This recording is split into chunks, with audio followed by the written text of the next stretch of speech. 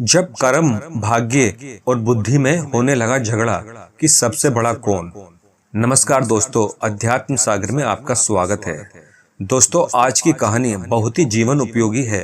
इस कहानी को अगर आपने ध्यान से आखिर तक सुन लिया तो आपको कार्य में निश्चित ही सफलता मिलेगी। तो शुरू करते हैं आज की वीडियो। बस आप वीडियो में आखिर तक बने रहें।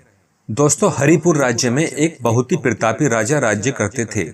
एक दिन वह राजा जंगल में शिकार करने गए तो शाम को वापस आते समय उन्होंने देखा कि एक जंगल में एक महिला और दो पुरुष आपस में बहस कर झगड़ा कर रहे हैं। तो राजा उनके पास जाकर कहते हैं, आप लोग आपस में बहस क्यों कर रहे हो और आप लोग कौन हैं? यह सुनकर पहला पुरुष कहता है, मैं कर्म हूँ। दूसरा पुरुष कहता है, मैं भाग्य हूँ। इसी तरह महिला भी कहती है कि मैं बुद्धि हूँ।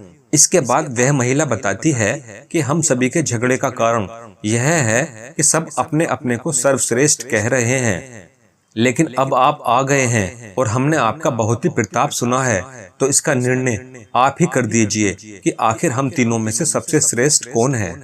उन सभी की बातों को सुनकर राजा कहते हैं, इस बात का निर्णय अभी नहीं होगा। सही निर्णय के लिए आप सभी को एक परीक्षा देनी होगी। उसी समय राजा को एक लकड़हारा दिखाई देता है जो जंगल में लकड़ी काट रहा था। तब राजा उन तीनों से कहते हैं, आप लोगों को इस लकड़हारे के ऊपर एक एक सप्ताह तक अपना प्रभाव दिखाना होगा और जिस किसी के प्रभाव से लकड़हारा सबसे अधिक विकास करेगा वही सर्वश्रेष्ठ माना जाएगा। वह सब राजा की बात से संतुष्ट हो जाते हैं। इसके बाद राजा कर्म की ओर इशारा करते हुए कहते हैं कि सबसे पहले आपकी बारी है। आपको पूरे एक सप्ताह लकड़हारे पर प्रभाव दिखाना है। राजा की बात सुनते ही कर्म वहां से जाकर लकड़हारा के शरीर में प्रवेश कर जाता है। कर्म के शरीर में प्रवेश करते ही लकड़हारे को 2 गुनी ताकत मिल जाती है और वह पहले से कई गुना ज्यादा लकड़ी काटता है। इतनी सारी लकड़ियों को देखकर लकड़हारा भी बहुत खुश होता है, परंतु ज्यादा लकड़ी होने की वजह से वह लकड़हारा लकड़ियों को उठा नहीं पा रहा था। अब उस लकड़हारे से जितनी लकड़ी उठी वह बाजार में ले जाकर बेच देता है, परंतु उसे उतने ही पैसे मिलते हैं जितने प्रतिदिन मिलते थे। इस तरह लगातार एक सप्ताह तक वह लकड़हारा ज्यादा लकड़ी काटता रहा, लेकिन उसे उतना ही पैसा मिलता, क्योंकि वह लकड़ी तो ज्यादा काटता था परंतु बाजार तक उन सभी लकड़ियों को नहीं ले जा पा रहा था। एक सप्ताह बीत जाने पर कर्म लकड़हारे के शरीर से अपना प्रभाव हटा देता है। अब दूसरे सप्ताह में भाग्य की बारी आती है। तो भाग्य सोचने लगा, कर्म तो लकड़हारे को धनी नहीं बना पाया, परंतु अब मैं लकड़हारे को जरूर धनवान बनाऊंगा। इसके बाद भाग्य लकड़हारे के शरीर में प्रवेश करता है। भाग्य के प्रवेश करते ही लकड़हारे को जंगल में एक धन की पोटली प्राप्त हो जाती है, जिससे लकड़हारा एक ही दिन में धनवान हो गया। लेकिन ज्यादा धन आ जाने से वह व्यर्थ के कार्यों में धन को खर्च करने लगा।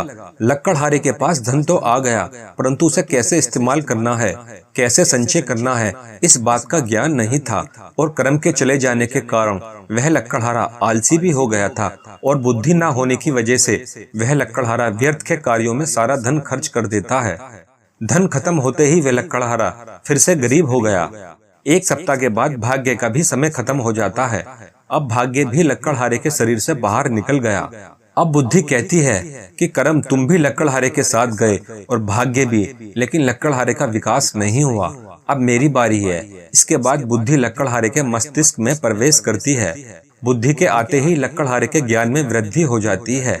अब उसका दिमाग पहले की अपेक्षा तेजी से काम कर रहा था। बुद्धि के आ जाने पर लकड़हारे ने अपनी कुल्हाड़ी की धार को तेज कर लिया।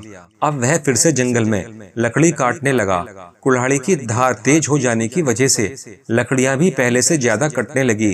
इसके बाद लकड़ी काटते समय जो छोटे छोटे टुकड़े जमीन में गिरे हुए होते वह उन्हें भी उठा लेता और बुद्धि का इस्तेमाल करते हुए उसने छोटी और बड़ी सभी लकड़ियों को एक रस्सी में बांधकर सभी लकड़ियों को खींचते हुए बाजार पहुंचा दिया और उन लकड़ियों को बेचने पर पहले से ज्यादा मुनाफा भी मिलने लगा। बुद्धि के आ जाने से उसने एक और कुल्हाड़ी खरीदी। अगले दिन नई कुल्हाड़ी की तेज धार से वह लकड़ी काटने लगा। जब एक लकड़ी की धार कम हो जाती है तो वह दूसरी कुल्हाड़ी से लकड़ी को काटने लगता।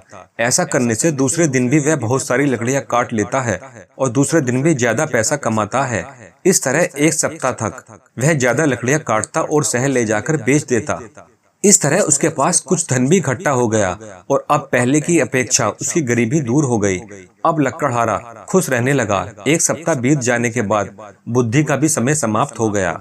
अब राजा कर्म, भाग्य और बुद्धि से 3 सप्ताह बाद उसी स्थान पर मिलते हैं और सारी बातें पूछते हैं। सभी की बातों को सुनकर राजा ने कहा, आप सब में बुद्धि ही सर्वश्रेष्ठ है, क्योंकि बुद्धि के कारण ही उस गरीब लकड़हारे का विकास हुआ।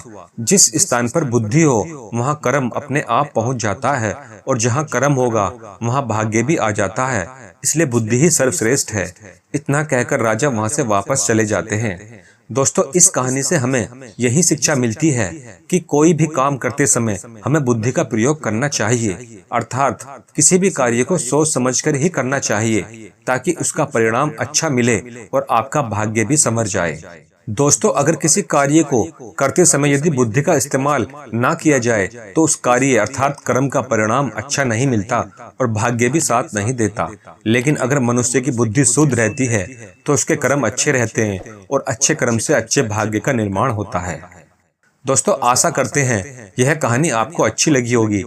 इस तरह की और भी ज्ञानवर्धक कहानियां सुनने के लिए चैनल को सब्सक्राइब कर लीजिए और घंटी के बटन को दबाकर नोटिफिकेशन भी ऑल कर लें, जिससे ऐसी अच्छी जानकारी सबसे पहले आप तक पहुंच सके। धन्यवाद। जय श्री कृष्ण।